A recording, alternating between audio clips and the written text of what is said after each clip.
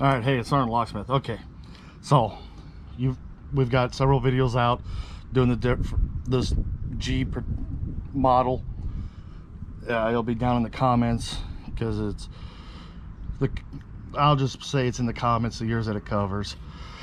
Now, one thing I'll let you know, I prefer access tools. I do have Pro Lock in my personal vehicle, and if you're starting out, nice thing with access tools is they actually give you a number.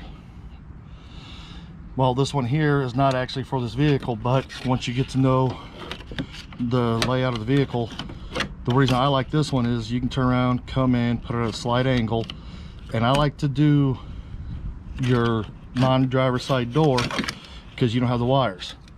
So take the tool, slide it in, and when you bring it forward, all you're doing is you're going to walk it in and put the wedge down a little. It needs to be a little more, and you'll get used to the fill.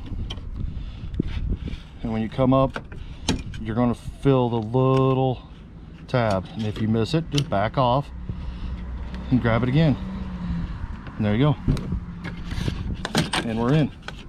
So you'll have multiple tools that can open multiple vehicles. Don't get discouraged. Later on you'll slim down.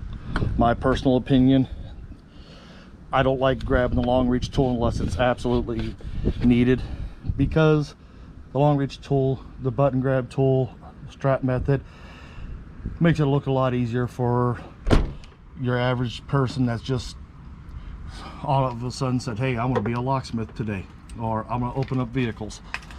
So fake the funk, make it look a little harder than it actually is. We're getting paid good money, but also make them feel like they're the #1 person right now because they're paying your bills. Thanks again for watching. Let's be safe out there.